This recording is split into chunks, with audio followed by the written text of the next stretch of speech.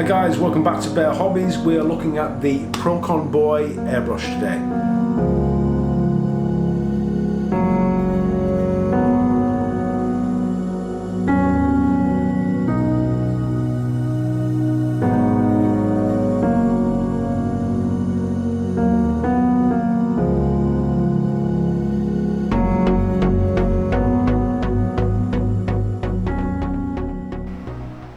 Okay, so let's get started with this unboxing and rather quick review of the Procon Boy.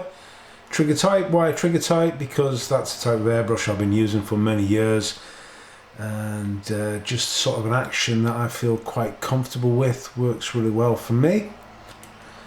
As you can see, quite attractive packaging, all in Japanese language. As background to this, I purchased this on Amazon for about $120, I think it was. Considerably cheaper than a lot of the retail prices in the UK. Have a look at Amazon. It took about 3 or 4 weeks to come, but regardless, here it is now. On the back there's just an illustration. Obviously I can't translate this, but it's just explaining the features of this airbrush: a trigger, the quick connect cap, the screw size, which is 1/8, which is the standard, and 150cc paint cup with a lid on top. The paint cup is integral to the body, as you can see. So let's open this up, see what's inside.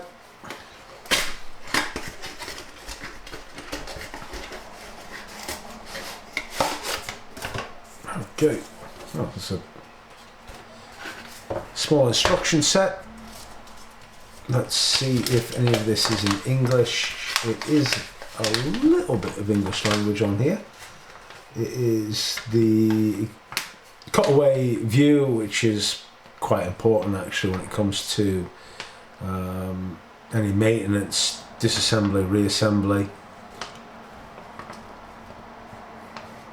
and some specification information.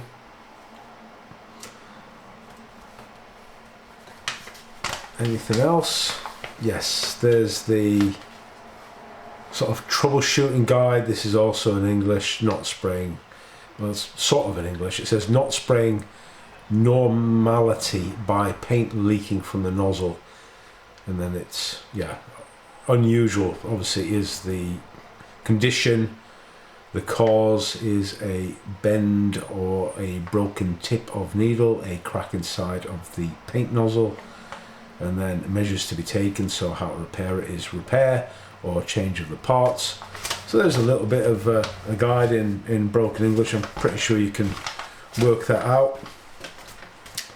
And also a guide to how to work it. So, right, okay, so it's showing you how to use with a compressed air can using an adapter, how to paint, and using with a compressor, which is what we will be doing.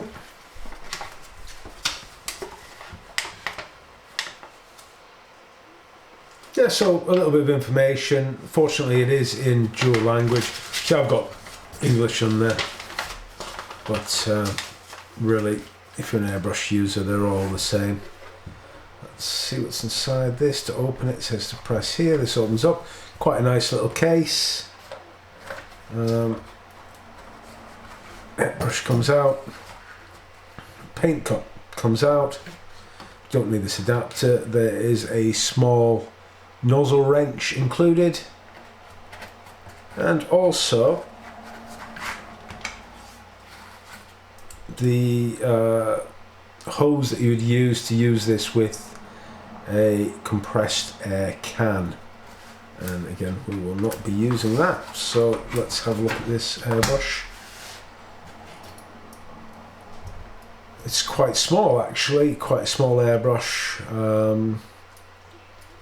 Got quite a nice weight to it. Let's have a look at the features. So trigger action, which is actually locked, so there is actually an adjustment screw at the back.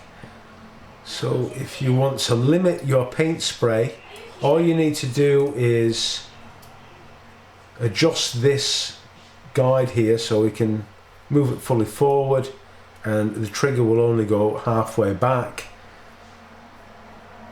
Release this guide and then you'll be able to move fully back on the trigger for normal operation. We can unscrew this component here, which is sort of like the rear handle. Let's just check the action. It is quite smooth action. There's also a little bit of play on trigger action airbrushes in this area here, nothing to worry about, because the first indent, if you can feel it, is air, and then the second pullback will be your variable amount of needle pullback to allow paint to be emitted from the airbrush. Paint cup is quite big. You can probably use it without the paintbrush by applying paint straight into the opening here. You can probably mix up paint and apply it there for small amounts. There is a washer included on the paint cup.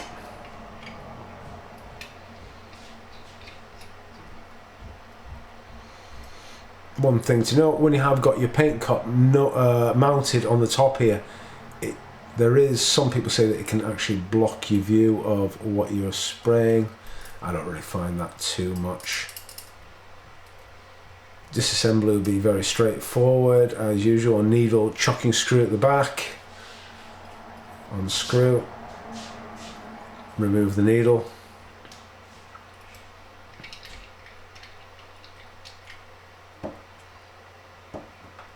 Then at the front is the needle guard. Simply comes off like so. And let's have a look at what sort of nozzle we have.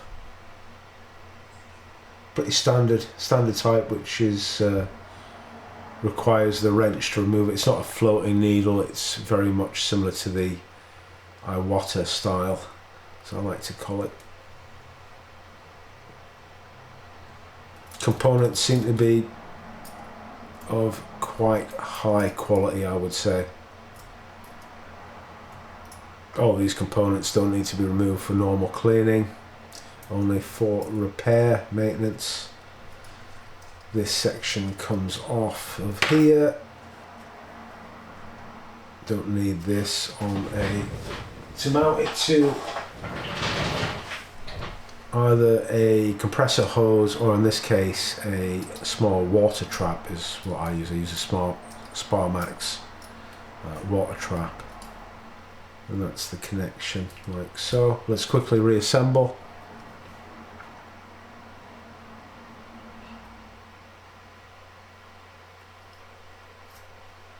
Needle through like so. Needle chucking, nut attached, and the rear cap, and finally the needle guard. Let's just have a look how far that needle protrudes. I think actually made a small error. Let's have a look at that needle. There we are. It wasn't fully seated. It actually has a point of resistance, which seems to be fine there. Then obviously it's going on a component. There we can. If we can get that in focus, we can get that needle in there.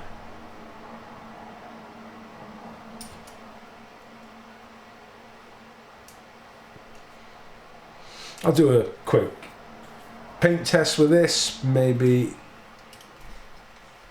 with some acrylics. Acrylics is really the best way to test airbrushes, I find. Very easy to spray Tamiya type paints. Let's put some acrylics through it and see how it works. I'm looking forward to using this, and let's put it side by side with my workhorse, which is my TR1.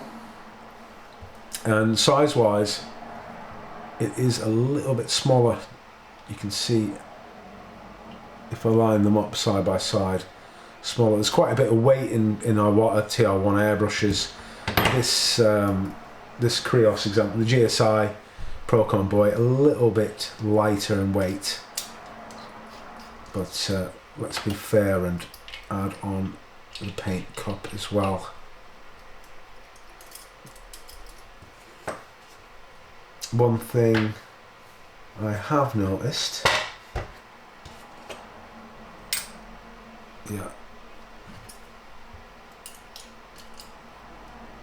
there's certainly more weight in the TR1. It's a little bit bigger, but the actions, I would say maybe the TR1 is a little bit smoother, but very similar. I would say actually a little bit stiffer. I wonder if it's because of this.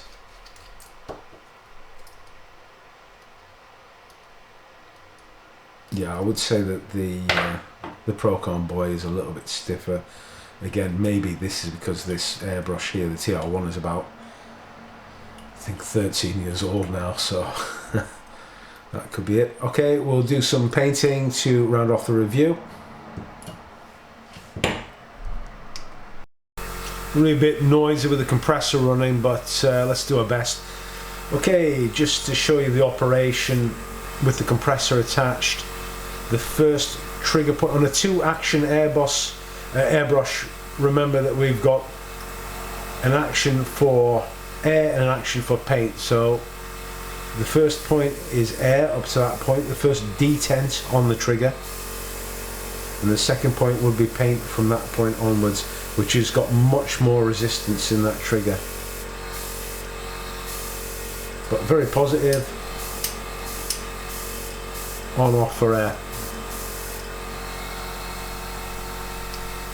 Just going to show you one of the things though, with if you've got one of these paint cleaning pots with the stand on, with a trigger airbrush, they actually don't fit in. They're designed for the non-trigger airbrushes, so it's quite difficult to rest these in. There is a sort of workaround, just sort of balance it on top is the best way to do it. Let's add some paint in. Okay, we're going to shoot some of this metallic red, mainly because it's going to show up really clearly when we do the test spray. Acrylic paint, this is the way I use them. No thinner. These are pre-thin paints. It's just a matter of application. See a lot of guys getting screwed up on this, but acrylic paint for brushes or airbrush, shake very well before use. Let it dry completely. For thinning, use acrylic thinner MIG. Don't use anybody else's. Use the brand one. We ain't going to use any thinner. We're just going to go straight from the bottle. So after a bit of agitation, let's put a few drops straight into the paint cup.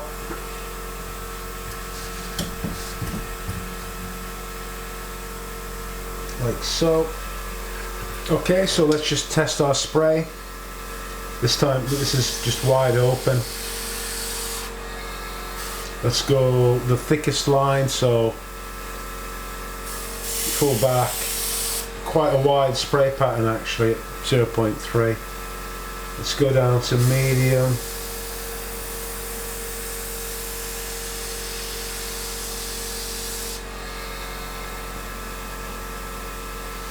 And then we're going to try and go finest.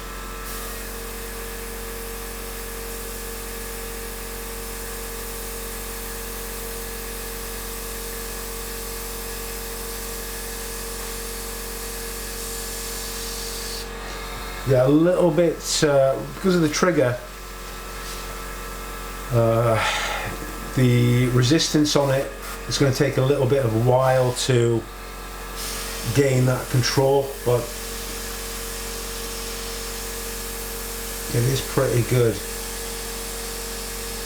I would prefer the trigger somewhat looser in pressure, but let's try the fine control, so we'll screw this in a little bit to limit our paint flow.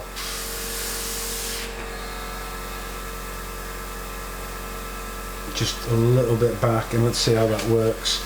I don't usually use that method, I prefer to be by hand, but pretty good.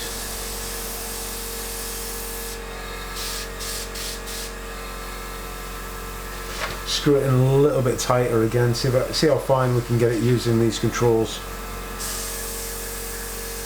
Nothing there. Half turn back. Nothing there. Another half turn. About so, yeah, okay. Just try a quarter of a turn.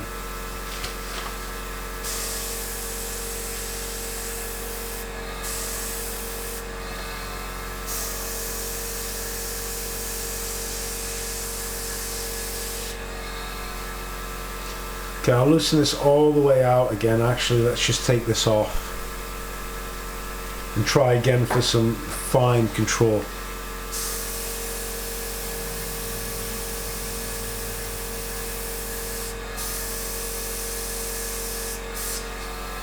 Then we'll remove the needle guard at this point. Take off any of the tip dry. Might crank down the air pressure a little bit more as well.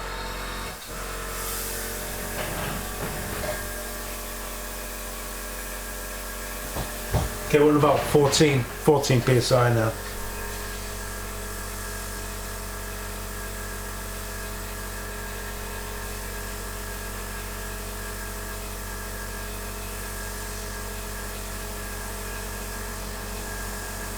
We're getting fairly fine results. Not bad.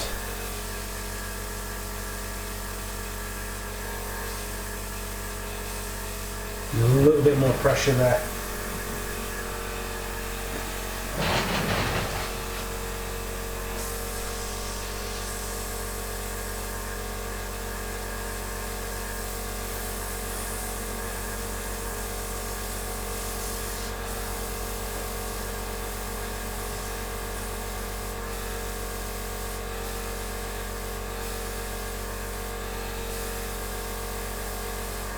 Getting fairly fine now.